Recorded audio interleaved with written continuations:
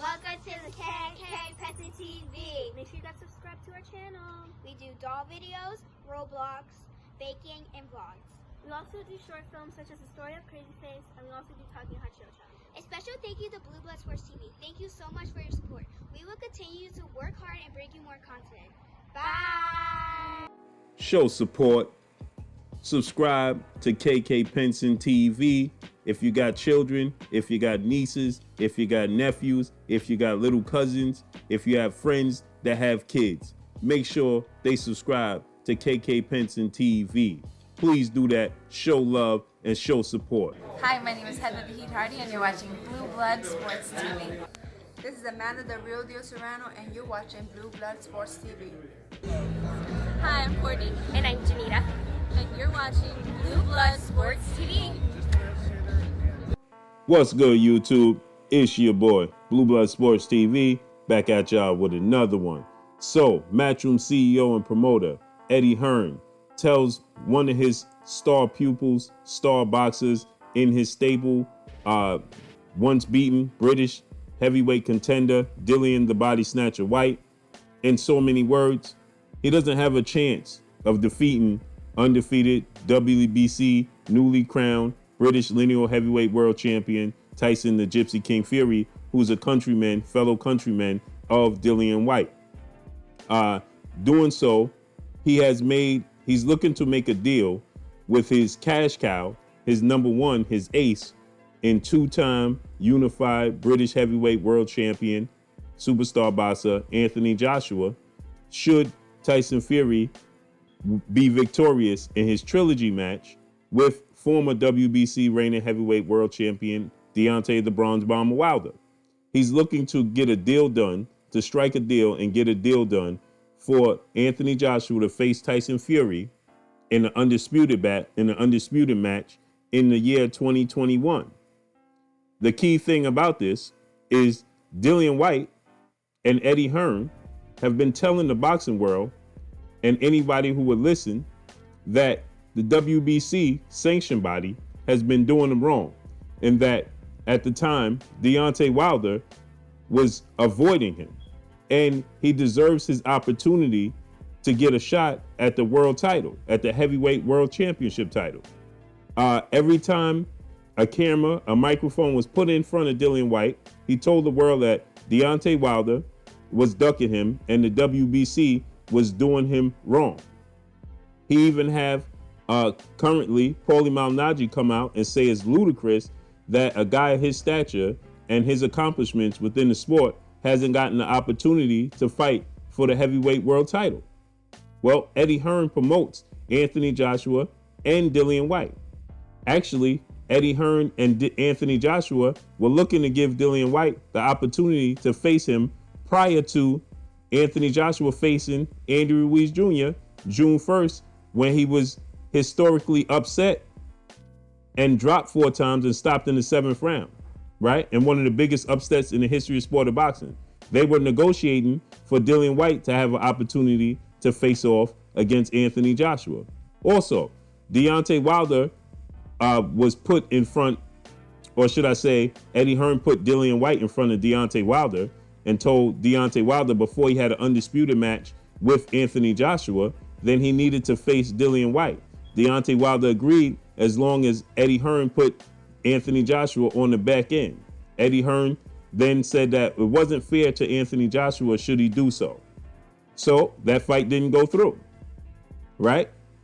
Now, currently, he still promotes Dillian White, but he's willing to put Anthony Joshua in front of Dillian White, because should Anthony Joshua and Tyson Fury come to agreement for a fight in 2021, essentially he's telling Dillian White he does not believe that he'll be victorious against Tyson Fury, because guess what? Dillian White, you got it, is the mandatory for the WBC title. So if for some reason Tyson Fury gets past Deontay Wilder in their trilogy match, then Dillian White would be the mandatory challenger for Tyson Fury. But Eddie Hearn has already struck a deal for Anthony Joshua to face Tyson Fury in 2021. So essentially, he's saying that he don't feel that Dillian White has a chance to beat Tyson Fury, because you're already looking past Dillian White being the mandatory challenger for Tyson Fury. And if Dillian White was to somehow upset Tyson Fury and beat Tyson Fury, and it would be an upset because Tyson Fury would be the favorite, right? Then that means the contract you have signed for Anthony Joshua has to be done away with, right? And Tyson Fury will have an immediate rematch with Dillian White, should that be the case, right? But Eddie Hearn is showing Dillian White that he doesn't believe in him, right? Isn't that a conflict of interest? He's promoting and negotiating past Dillian White, where every time he turned around, Eddie Hearn was one that was complaining with Dillian White that Dillian White is not getting his opportunities and being unfairly adjusted by the WBC, right? He's getting unfair treatment by the WBC, yet he's already willing to look past Dillian White, right? Anybody will listen, he's 600 days, 700 days, 800 days, right? Since he's been the mandatory for the WBC. But yet Eddie Hearn is willing to negotiate, right? He's willing to negotiate for a deal for Tyson Fury to face his ace in Anthony Joshua.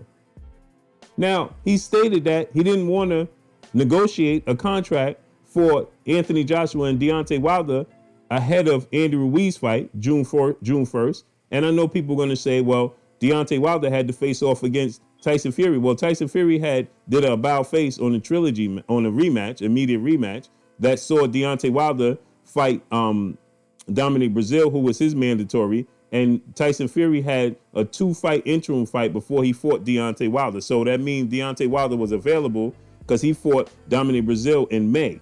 Anthony Joshua was fighting Andy Ruiz in June. Eddie Hearn stated that he would not want to negotiate and distract Anthony Joshua from the task at hand, which was Andy Ruiz. But on June 2nd, he would gladly negotiate for Undisputed, right? And when Deontay Wilder was previously trying to negotiate an undisputed match, when they fought Alexander Povetkin and he was the mandatory, they were unwilling to negotiate with Deontay Wilder at that point in time either, because he was a mandatory. But yet he's willing to negotiate a deal for Anthony Joshua and Tyson Fury as far as 2021. This is the 5th month of 2020. We're not even in the middle of 2020. Yet he's already willing to strike a deal and get a deal done for Anthony Joshua and Tyson Fury in 2021. So essentially, what is he telling the world? He's telling the world that he don't believe in Dillian White.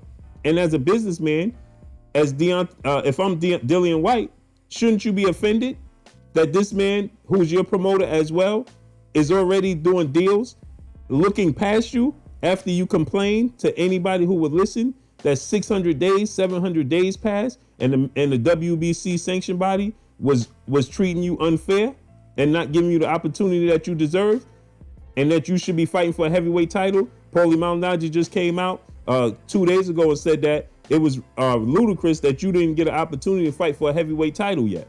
Yeah, you had 2 opportunities to do so, but you turned it down with Anthony Joshua. You should have been fighting Anthony Joshua instead of Andy Ruiz, and you could have fought Deontay Wilder, and as long as they put Anthony Joshua in the contract. But yet, he's willing to put you, Dillian White, up against Tyson Fury.